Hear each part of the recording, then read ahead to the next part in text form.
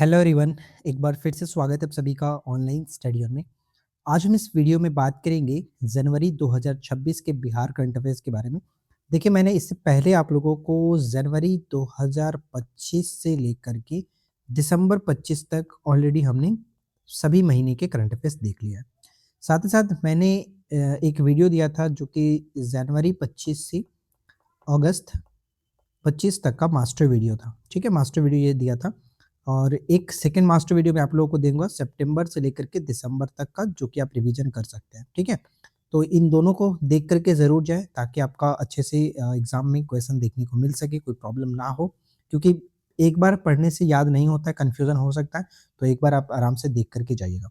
और आज हम इस वीडियो में देखेंगे जनवरी 26। तो चलिए फिर स्टार्ट करते हैं।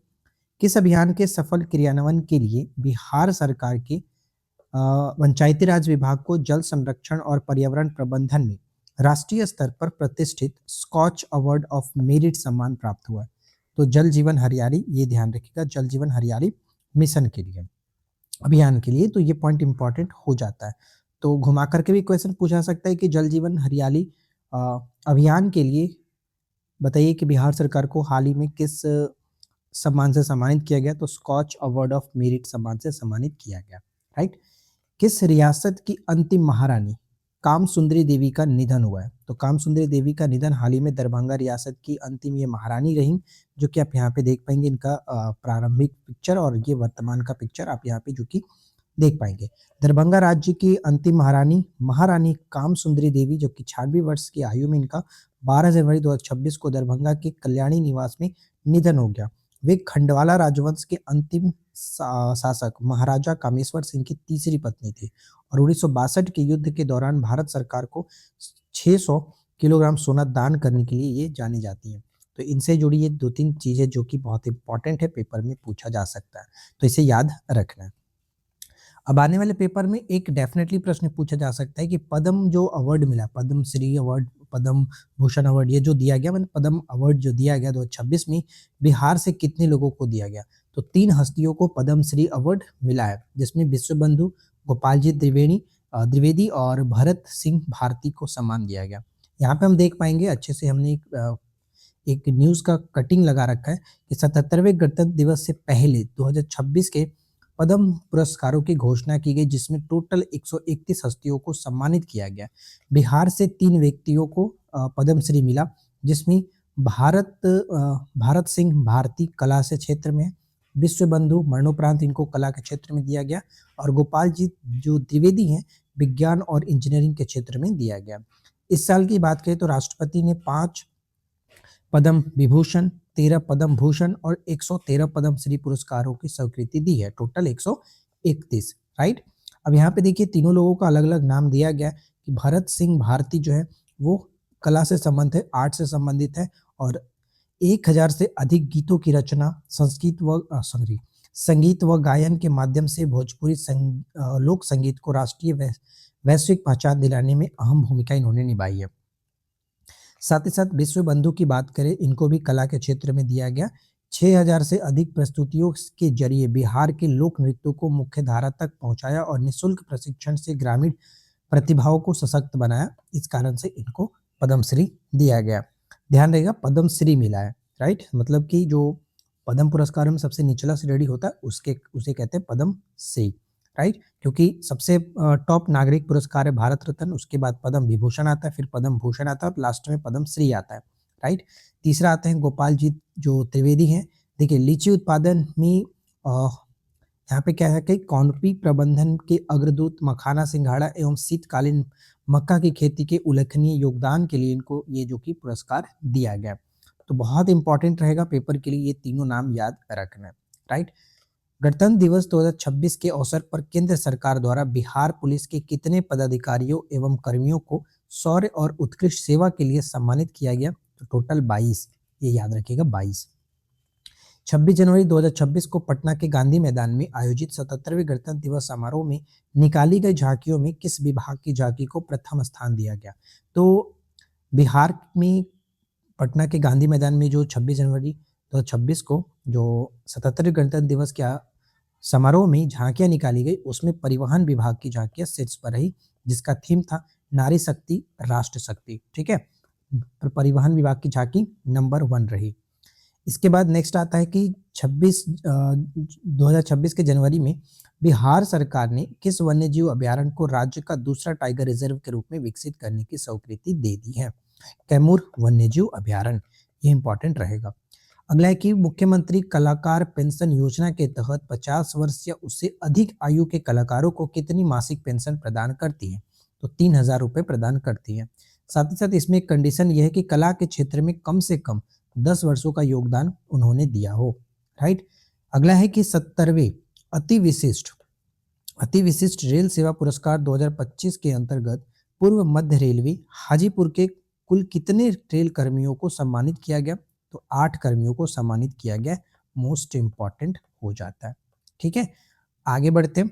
आगे बढ़ने से पहले आप लोगों से छोटा सा रिक्वेस्ट है कि वीडियो को ज़्यादा से ज़्यादा लाइक करिए और अपने दोस्तों के साथ ज़रूर शेयर करिए।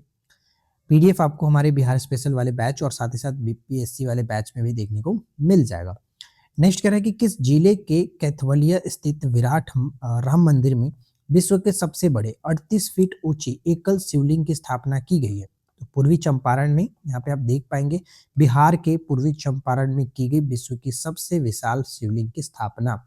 अब यहाँ पे इसके बारे में और भी अच्छे से डिटेल में हमने लिखने की कोशिश की है कि बिहार के पूर्वी चंपारण कैथवलिया में निर्माणाधीन विराट रामायण मंदिर में 17 जनवरी 2026 को विश्व की सबसे बड़ी एकल काले ग्रेनाइट पत्थर से बने 33 फीट ऊंचे और 210 टन वजनी शिवलिंग की स्थापना की गई। तमिलनाडु के महाबलीपुरम में तैयार यह शिवलिंग सहस्त्रलिंगम है, जिसमें 1008 छोटे शिवलिंग उत्कीर्ण है, जो कि विश्व के सबसे ऊंचे और भारी शिवलिंग है। इस जो शिवलिंग देख रहे हैं इस पर छोटा छोटा अलग से शिवलिंग बना हुआ है। टोटल 1008 शिवलिंग बना हुआ है, तो ये पेपर के लिए इंपॉर्टेंट रहेगा। अगला सवाल आता है कि बिहार के सामान्य प्रशासन विभाग को कौन सा अंतर्राष्ट्रीय गुणवत्ता मानक प्रदान किया गया? तो ISO 9001 रेशियो 2015 कह सकते हो, याद रखिएगा, ठीक है। 9001 रेशियो 2015। इसके बाद अगला प्रश्न पे आते हैं। नेक्स्ट सवाल कह रहा है कि बिहार में मुख्यमंत्री कन्या विवाह योजना का संचालन अब किस संस्था के द्वारा किया जाएगा? तो सामाजिक सुरक्षा निदेशालय के द्वारा किया जाएगा, जो पहले समाज कल्याण विभाग के द्वारा किया जाता था। तो हो सकता है पेपर में ये सवाल बने, तो याद रखना है, सामाजिक सुरक्षा निदेशालय के द्वारा। सोन नदी जल बंटवारे के हालिया समझौते के अनुसार अविभाजित बिहार के हिस्से के 7.75 मिलियन एकड़ फुट जल में से कितना जल बिहार को मिलेगा? तो अब बिहार को 5.75 मिलियन एकड़ ही जल मिलेगा, ठीक है। नेक्स्ट है कि चर्चा में रहे रजनीश कुमार, जो कि वैशाली से हैं, चर्चा में क्यों हैं? तो छत्तीसगढ़ के दुर्ग में आयोजित 69वीं राष्ट्रीय विद्यालय खेल प्रतियोगिता में अंडर 14 बालक कबड्डी स्पर्धा में भारत का बेस्ट रेडर का खिताब इन्होंने जीता है, रजनीश कुमार, जो कि वैशाली से संबंध रखते हैं। अगला है कि पूर्वोत्तर भारत का सबसे बड़ा, ध्यान रखिएगा, पूर्वोत्तर भारत का सबसे बड़ा और बिहार का पहला ई रेडिएशन सेंटर कहाँ खोला जाएगा? तो पटना के बिहटा में ई रेडिएशन सेंटर खुला। कृषि उत्पाद 1 साल तक खराब नहीं होंगे, ये आप देख पाएंगे, यहाँ पे पिक्चर लगा हुआ है।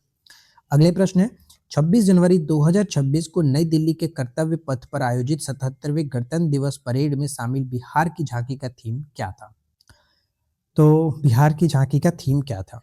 मतलब कि नई दिल्ली के कर्तव्य पथ पर जो 77वें गणतंत्र दिवस की परेड में बिहार की झांकी शामिल की गई थी, उसमें बिहार की थीम था मखाना लोकल से ग्लोबल की थाली में सुपर फूड, ठीक है।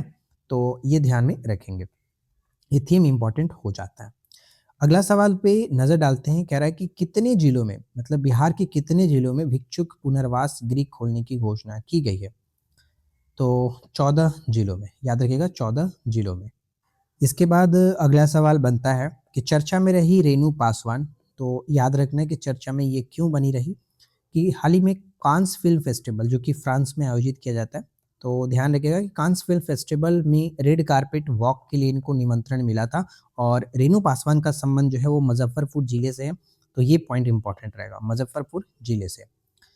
तो नेक्स्ट है कि बिहार का पहला पेपरलेस जो जिला है वो मधुबनी बना, मतलब ई ऑफिस जो है वो पूरा बन चुका है पेपरलेस, वो मधुबनी बना। और बिहार का पहला हल्दी क्लस्टर कहाँ बनाया जाएगा? तो सकरा, मुज़फ्फरपुर के सकरा में बनाया जाएगा, ये भी याद रखेंगे। तो देखिए कुल मिलाकर हमने जनवरी 2026 से सभी इम्पोर्टेंट क्वेश्चन का कलेक्शन यहाँ पर किया और उम्मीद करता हूँ कि ये छोटा-सा वीडियो आप लोगों के लिए कहीं न कहीं हेल्पफुल रहा होगा। अगर वीडियो पसंद आया हो, ज़रा-सा भी हेल्पफुल लगा हो तो प्लीज़ इस वीडियो को ज़्यादा से ज़्यादा लाइक करें, अपने फ्रेंड के साथ शेयर करें। पीडीएफ के लिए आप एप्लीकेशन पर जा सकते हो, जहाँ पर आपको पीडीएफ बिहार स्पेशल वाले बैच में देखने को मिल जाएगा। तो इस पूरे वीडियो का कंक्लूज़न क्या रहा, आप लोगों को कैसा लगा नीचे कमेंट करके ज़रूर बताएँ। और बहुत जल्द मैं सितंबर से दिसंबर का एक मास्टर वीडियो आप लोगों के सामने रख दूँगा ताकि आप एडीओ एग्ज़ाम से पहले ज़रूर उस चीज़ को देख कर के जाएँ, ठीक है? और ये भी कोशिश कर रहा हूँ कि कुछ एमसीक्यू भी आप लोगों के सामने मैं शेयर करूँ करीब 100 MCQ Bihar special current affairs का ताकि आपको एक आइडिया लग जाए कि क्वेश्चन किस तरह से पूछे जा सकते हैं, ठीक है? तो बस आज के इस वीडियो में इतना ही फ्रेंड्स, मिलते हैं नेक्स्ट क्लास में नए टॉपिक के साथ। Thanks for watching, keep learning, have a good day.